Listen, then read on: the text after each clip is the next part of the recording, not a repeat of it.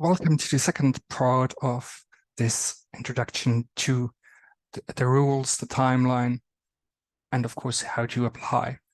This part is mainly about the transnational eligibility criteria and all the rules. So the first rule is that only transnational projects will be funded. A consortium must include at least 3 independent legal entities applying for funding from 3 different countries that actually have funding agencies participating in the call. At least 2 of these applicants must be either from different EU member states or associated countries in Horizon Europe eligible for EC co-funding. The project coordinator, the main applicant, must be eligible to be funded by its national or regional funding agencies. Regarding the PPI, one person must only participate in a maximum of 2 proposals as PI and may only act once as the PI of the main applicant. Each consortium must include at least 1 urban government authority partner, either as a main applicant, co-applicant, or cooperation partner. And of course, the duration of the project must not exceed 36 months. Continuing, of course, the pre-proposal and full proposals must be written in English and also must respect the template forms in terms of the overall size, the limit of the pages and characters, and of course, you must fill the template completely. Also, you must submit your pre-proposal and your full proposal online using our online submission system in due time. Only those pre-proposals invited to submit a full proposal are eligible to actually submit a full proposal in the second stage. No fundamental changes between the pre-proposal and the full proposal phase are allowed when initiated by the applicant alone. So you might be asked to change certain aspects of your project between the 2 stages.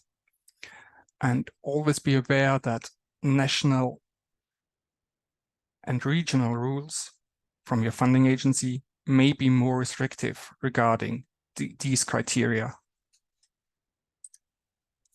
Well, when it comes to national and regional eligibility conditions, please always check carefully, either directly, which we always highly recommend, with your national and regional funding agency.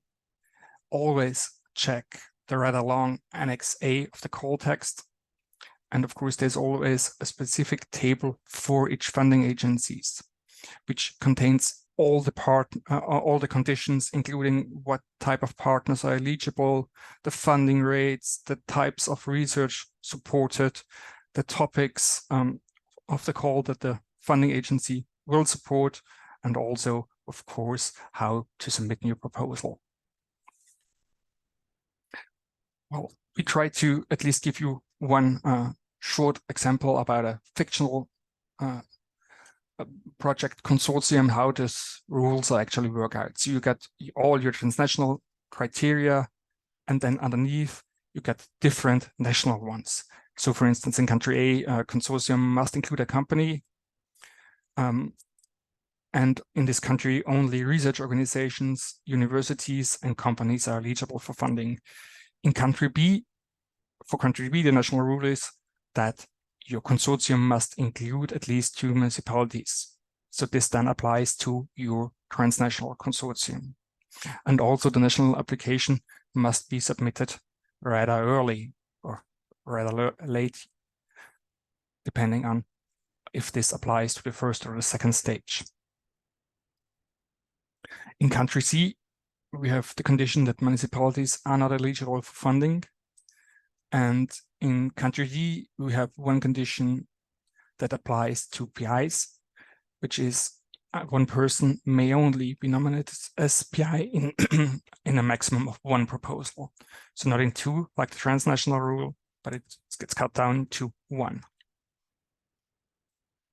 Please be aware that this is a purely fictional example, and always contact your funding agencies. Those are the experts on your national eligibility criteria. Well, how could such a consortium look like? We have the City of Plankton as main applicant from country B with a PI. And we have one enterprise included, so the condition of country A is met with the PI. And we have one university included from country C. So we have 3 countries involved. It should meet the first transnational rule. And if those are actually fundable, and also at least 2 of them are either EU member states or associated countries for Horizon Europe, then also the second part of the first transnational rule is met. Furthermore, we have one municipality from country Z, which is a cooperation partner because country Z is not included or not partaking in this call. And we have additionally the hamlet of Blankwood from country A, which will also act as a cooperation partner. So the national rule of at least 2 municipalities involved is also met. The questions you need to ask yourself always are all those partners and the consortium listed here eligible on a national level and of course on a transnational level?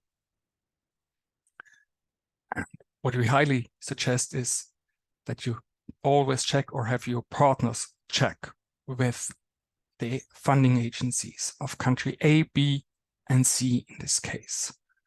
And well, that's it from our side on the national and transnational rules and eligibility rules and how they work together. We hope to see you for our next short video, which will show you the evaluation and selection process.